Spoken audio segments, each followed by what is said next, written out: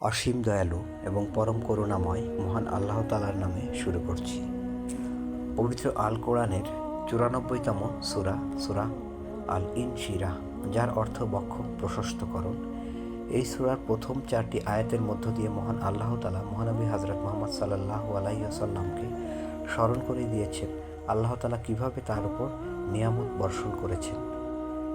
এরপর পরের দুটি আয়াতের মাধ্যমে আল্লাহ তাআলা নবীকে বলেছেন যে সুতরাং কষ্টের সাথেই রয়েছে সুখ, নিশ্চয়ই কষ্টের সাথেই রয়েছে সুখ।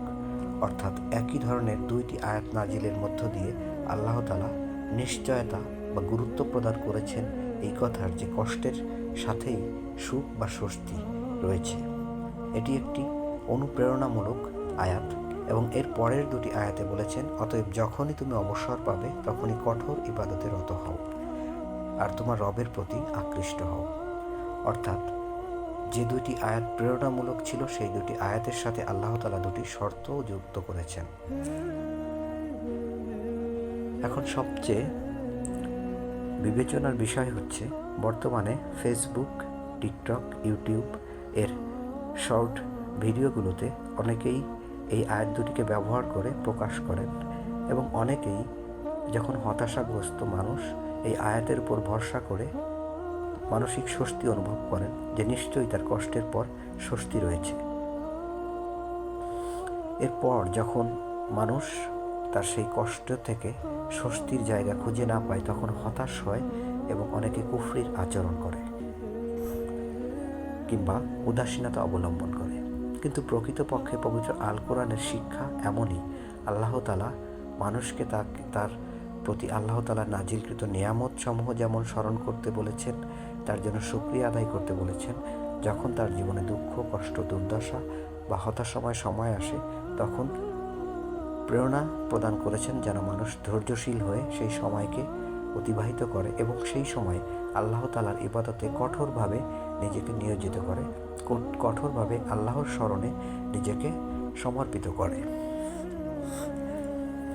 এবং শিক্ষণীয় বিষয় হচ্ছে পবিত্র আল কোরআন এটি মূলত একটি কম্প্যাক্ট প্যাকেজ। অর্থাৎ আপনি যদি পবিত্র আল কোরআনের কোনো একটি আয়াত থেকে কোনো জ্ঞান, শিক্ষা বা প্রেরণামূলক কথা গ্রহণ করতে চান তাহলে এর রিলেভেন্ট আয়াতগুলো আপনাকে গভীরভাবে জানতে হবে, বুঝতে হবে এবং উপলব্ধি করার চেষ্টা করতে হবে।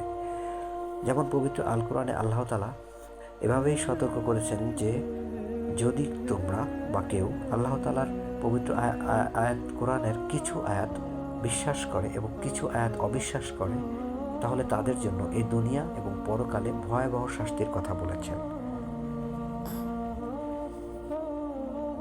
অর্থাৎ পবিত্র আল কোরআনের প্রতিটি আয়াতকে আপনাকে সত্য হিসাবে গ্রহণ করতে হবে এবং প্রতিটি আয়াতের উপর আমল করতে হবে, তবেই আপনি প্রত্যেকটি আয়াতেরই বাস্তবতা আপনি আপনার জীবনে উপলব্ধি করবেন।